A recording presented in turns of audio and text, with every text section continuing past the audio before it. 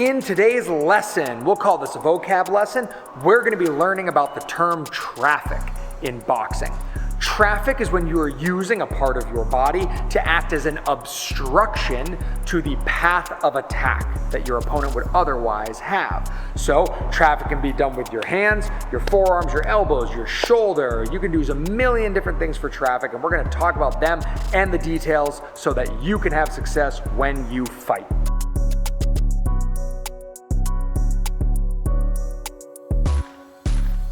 Just like if you were driving on the highway, traffic is something that obstructs your lane. When you're boxing, traffic is something that obstructs your opponent's path, their lane of attack. So when most people first start thinking about traffic, they think about layering in their defense. They think about bringing their guard with them and putting it in the appropriate place. If I'm passing through somebody's cross lane, I don't want my head vulnerable to getting hit. I want to layer in my defense. Simply having your guard in the right place is most boxers' first introduction to the concept of traffic. But traffic doesn't have to be just your guard.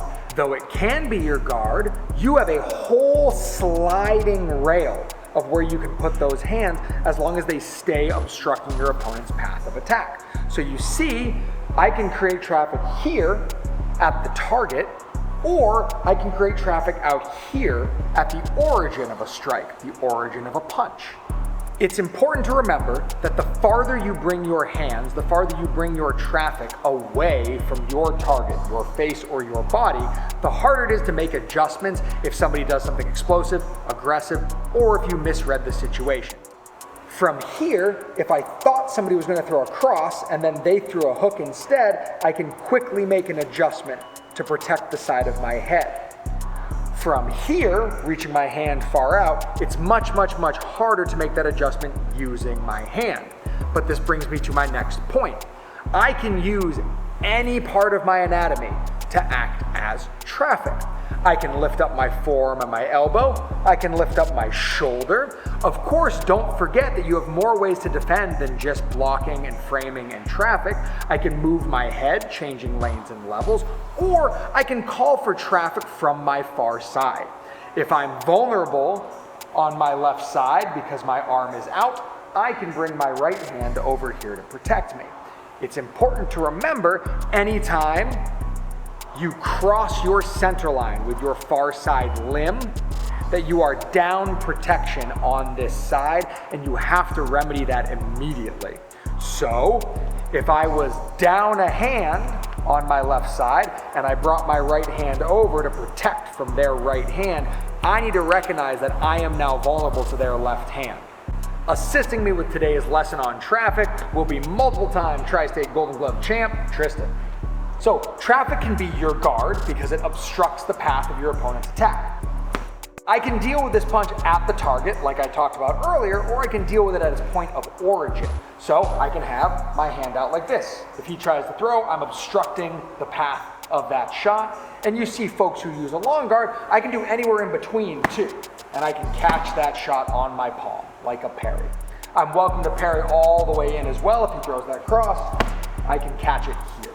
All of these are traffic that exists in this lane of attack.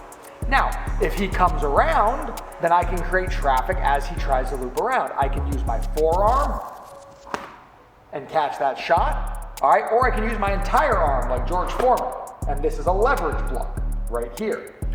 I can also use my elbow to steer this shot out of the way. And if he gets past all of those things, I can even use my shoulder as traffic, where he goes to hit me, and I turn that shoulder and that back like James Toney to catch that shot. If all else fails on the same side, I can bring in reinforcements from the far side. So, if maybe I just threw a 3, and he rolls under it, and he goes to throw that 2, and my hand's not there, I can bring over my far side hand, either as a stop block or a parry, or I can bring it over as a block like this. With either of these situations, when I'm bringing my hand across my center line, if he's punching in combination and he throws that 2, I'm vulnerable to that 3, and I'm down traffic on that side. Again, I have the ability to fall back through some other tactics here. He throws that 2-3, bang, bang. I can create traffic with my arm, my elbow, or my shoulder. And let's not forget, I can always depend on my head movement and my feet. I'm never just depending on traffic or just depending on my guard to keep me safe.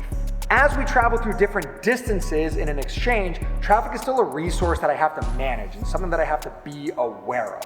So when we hit the middle distance, obviously my high guard helps to act as traffic, but just like before, I can still pin to mean that he doesn't have a clear shot at me.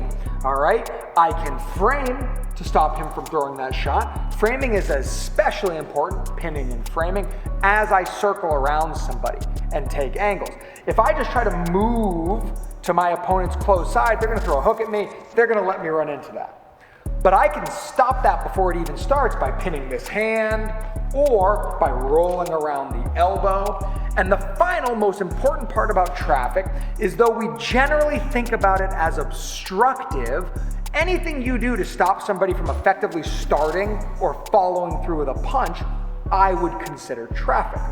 So if I'm here, if we're in the middle distance and I want to make sure that I can pass through this position where he would otherwise hit me with a 6, I can cup the back of his elbow. When he tries to pull it down to throw that 6, I create this traffic and I control the arm. You can see as I change position, when he pulls that hand, I ride that hand in to help me get to this dominant position. And you'll see as I come in, my guard goes from protecting my head to protecting the right side of my body. It's important to remember that when you're thinking about traffic, you're trying to obstruct or control both of your opponent's hands at any given moment, which means that your guard becomes very, very active, and the nearer you get to somebody, the busier you have to be and the more focus you have to pay attention to where their hands are, where your head is, and what you're vulnerable to. It's more important, especially as you get closer and closer to a person, that you understand the concept of traffic and you don't just have a bag of tricks. It's not that you're throwing just different techniques at the wall and hoping that they stick. Again, it's that you're paying attention to your head position, your lane position, and how they can attack you, and you're getting ahead of it. That's the idea. When you're on the inside very tight, you don't have as much room to move your feet and to move your head, and traffic becomes what you live and die by. Pay close attention for next week's video on advanced infighting, where we're gonna reference traffic throughout.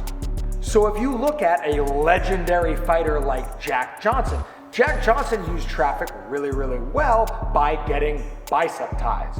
So he'd work with somebody and they'd throw a hook, he'd block that hook and then immediately establish control of their arm.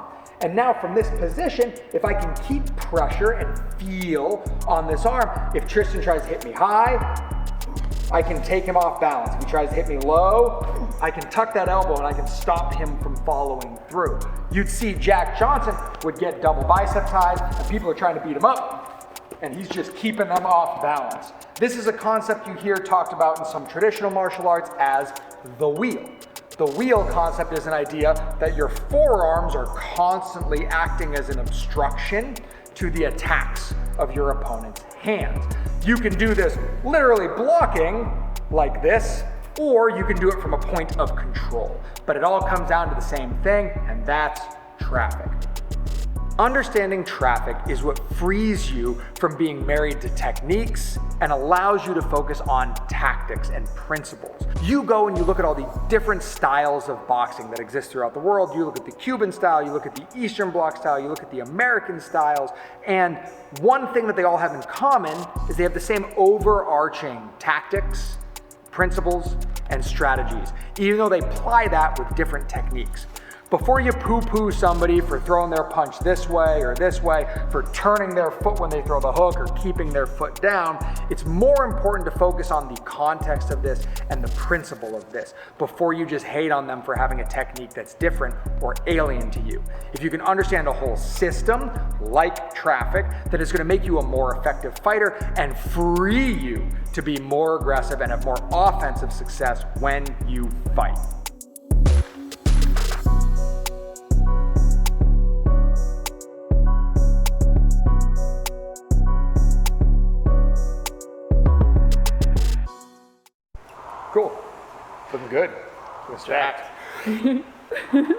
Damn, you look better than me. All right, cut the shit. Not directly obstructing the punch, but if he tries to... I wasn't ready yet.